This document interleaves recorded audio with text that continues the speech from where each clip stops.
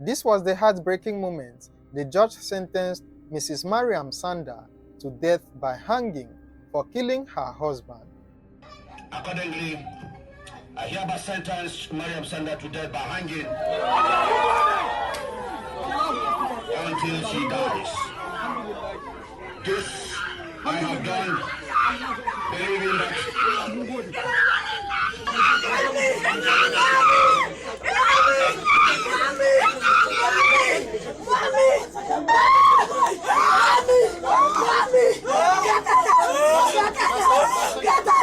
This case was one of the most televised or followed-up cases in Nigeria, particularly because the victim was the nephew of a high-profile person in the country.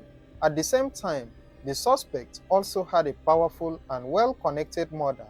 It all started on the night of November 18, 2017, when one Ibrahim Mohammed visited his friend Bilyaminu Bello and his wife Maryam Sanda at their residence in Maitama, Abuja, the capital city of Nigeria. While there, Ibrahim and Bilyaminu spent time in the sitting room, watching TV and smoking shisha. Some minutes later, Maryam came downstairs to call her husband, Bilyaminu, to join her upstairs, which he did. A few minutes later, Ibrahim, who was still downstairs, began to hear some noises upstairs, but he didn't make a big deal out of it. The noise and commotion went on for quite a while, until Maryam sent someone to come and call Ibrahim downstairs. When Ibrahim went up to see what was going on, to his greatest surprise, he saw the couple holding each other's clothes on the neck as they dragged and quarreled. Ibrahim, who was both shocked and confused by what he witnessed, told the couple to stop the fight and then asked Maryam what was going on. Maryam then asked him to tell his friend Bilyaminu to divorce her right away. This came as yet another surprise to Ibrahim, but this was just the beginning of the drama, which would later end in a life-changing tragedy. Ibrahim pleaded with Maryam to let go of her husband and to exercise patience so that they could sort things out, but Maryam replied that she was not going anywhere until Bilyaminu divorced her. When Maryam finally let go of her husband, she reportedly picked up a bottle by the side of the door and then broke it on the wall. She went straight towards her husband and attempted to use it on him, but Ibrahim quickly intervened by holding her hands, which allowed Bilyaminu to go from behind and collect the broken bottle from her. After collecting the broken bottle, Bilyaminu went downstairs to dispose of it, while Ibrahim closed the door and tried to talk Maryam into stopping the fight with her husband. Unfortunately, Maryam turned deaf ears to all pleas and then vowed that she wouldn't stop until Bilyaminu divorced her that night. She went on to threaten that it was either he divorced her or she would cut off his manhood. As Ibrahim continued to plead with her, Bilyaminu entered the room once again and Maryam immediately followed him, insisting that he must divorce her that night. Bilyaminu was said to have kept quiet throughout the whole commotion and provocations. Now, seeing that her husband was ignoring her, Maryam got more upset. She picked up a perfume bottle and then broke it on the table. She approached Bilyaminu once again to use it on him, but he held her hand and then collected the bottle from her. The couple reportedly began hitting each other until Bilyaminu pushed her on the bed and then went downstairs, but Maryam immediately followed him. While Bilyaminu was still sitting in the living room, Maryam entered the kitchen and took a knife. She approached her husband once again, but Ibrahim took the knife from her. She then proceeded to carry a table knife, which Ibrahim also collected from her. It was said that Maryam attempted to pick a knife about 3 or 4 times that night. Bilyaminu was reported to have suffered minor cuts and injuries while trying to disarm his wife. He was said to have also had his finger bitten by his wife during the fight. Now, due to the violent nature of the quarrel between the couple and how unrelenting Maryam was, Ibrahim had to call Bilyaminu's uncle and cousin to come and see if they could restore peace. When the uncle arrived, he spoke to the couple and urged them to let go of their grievances, at least for the night, to which they both agreed. After calm was restored, Bilyaminu and Ibrahim went to the pharmacy to get his injuries treated, after which they went to an ATM to withdraw money for the repair of Maryam's car. The two returned around 11 p.m. and by that time, there was calmness in the house. Ibrahim and the uncle stayed for a while before deciding to leave the couple's residence around 1 a.m. that night. Bilyaminu, who escorted the two visitors to see them off, told them that he did not want to return to the house until Maryam was asleep. Ibrahim got home that night, but some hours later, he received a call from Bilyaminu's brother asking him to come to Maitama Hospital, that his friend Bilyaminu was dead. Ibrahim rushed down to the hospital where he saw his friend lying on a bed with a stab wound on his chest, shoulder and thigh, and also bite wounds on his stomach. Both families of the couple were present at the hospital. After Bilyaminu's corpse was deposited in the mortuary, the family left for the police station to file a report. However, while on their way to the station, Maryam's mother and brother, together with the policeman in their car, were said to have diverted to the couple's residence. The policeman who followed the two to the house was made to stand outside in front of the car while the mother and brother went upstairs. Maryam was said to have confessed to stabbing her husband to the doctors, but later changed her story when asked to write a statement at the police station. Bilyaminu Bello was the nephew of a one-time chairman of the People's Democratic Party, PDP, Alhaji Habiru Bello. His marriage to Maryam was his second, as he was said to have divorced his first wife in order to marry Maryam in 2015. After his tragic death, his friend was said to have made a social media post claiming that his first wife divorced Bilyaminu so that he could have peace because of how jealous Maryam was. The couple had been married for over 2 years and they had a daughter between them who was still being breastfed at the time the tragic incident took place.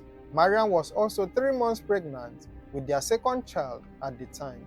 Just like Bilyaminu, his wife, Maryam Sanda, was also from a rich and influential family. She was the daughter of Mrs. Maimuna Aliyu, a former executive director of ASO Savings and Loans. Friends said that Bilyaminu felt like a prisoner in his own marriage and that Maryam was obsessed with him. She would call him within 30 minutes and an hour after leaving the house to hang out with his friends. Because of this, the friends developed the habit of visiting him in his house. The couple's marriage was said to have been filled with quarrels and domestic abuse, but no one would have ever imagined how badly it would end. After they arrived at the police station, the police commissioner was said to have instructed the officers to visit the couple's residence for investigation. When the police arrived at the couple's Maitama residence, they and some family members were shocked to find out that the house had been cleaned up. The victim's blood had been mopped up and the murder weapon made to disappear. However, flower vases and pots were broken and scattered on the floor to corroborate Maryam's statement at the police station. This came as a surprise because there were other people in the house before and after the tragic incident. It was at that point that it became clear to Ibrahim that the diversion made by Maryam's mother and brother while heading to the police station was for them to go and manipulate the crime scene and also hide incriminating evidence. The police arrested Maryam, her mother, her brother, and house help. Maryam was charged with the murder of her husband, while the other 3 were accused of causing the evidence of the offense to disappear by cleaning the blood from the crime scene with the intention of shielding Maryam from legal punishment. They were arraigned in court 5 days after the incident, and this marked the beginning of a long and controversial legal battle that would take over 2 years to conclude. Maryam was a nursing mother and also 3 months pregnant when she was arraigned in court. She delivered her second baby girl during the trial. The judge granted bail to the 3 other accused persons, but rejected all bail applications filed for Maryam until she had a major health concern. Interesting things happened during the trial. One witness was said to have disappeared after arriving at the court, while Maryam's lawyers also withdrew from the trial.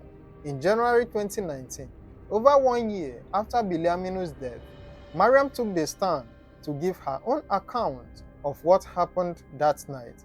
She told the court that on that particular evening in November 2017, she took her husband's phone to make a call, and while going through it, she discovered the nude picture of a lady on the phone.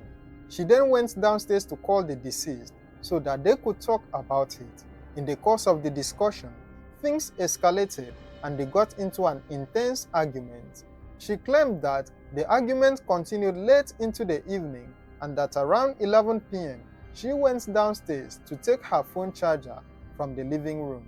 While about to do so, her husband pushed her and she fell and broke his shisha bottle, causing the water inside to spill on the floor.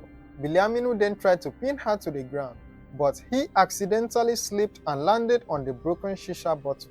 She claimed she removed the broken bottle from her husband and then covered the wound with her scarf before rushing out to call for help. Maryam denied threatening to stab her husband with a knife and also labeled the testimony given by Ibrahim and the other people present in the house as false. However, her claim of Bilyaminu falling on a broken shisha bottle was disputed when witnesses testified that the shisha bottle was unbroken on the morning of the incident before the police arrived, which meant that it was only broken after Bilyaminu's death. An autopsy could not be carried out, and the alleged reason was that the crime scene had been cleaned up before police arrival. Maryam's mother, her brother and house help pleaded not guilty and were set free by the judge. The police couldn't find the murder weapon nor an eyewitness who would testify to seeing Maryam murder her husband that night. However, the judge used the testimonies of Ibrahim and others, as well as the doctrine of last seen, which states that the last person to be seen with the victim bears full responsibility for what happened to the victim. On January 27, 2020, Maryam was found guilty of murder and then sentenced to death by hanging. Her sentence was followed by a huge burst of emotion, both from Maryam herself and her family members. She appealed her sentence about 11 months later, but lost the appeal. She then proceeded to the Supreme Court in November 2022 to try and overturn her death sentence. This was a very tragic case. Do you think the verdict given to Maryam was too severe or deserving? Let me know your thoughts in the comments below. Don't forget to like, share and subscribe to this channel for more true crime stories. Thank you for watching and stay safe.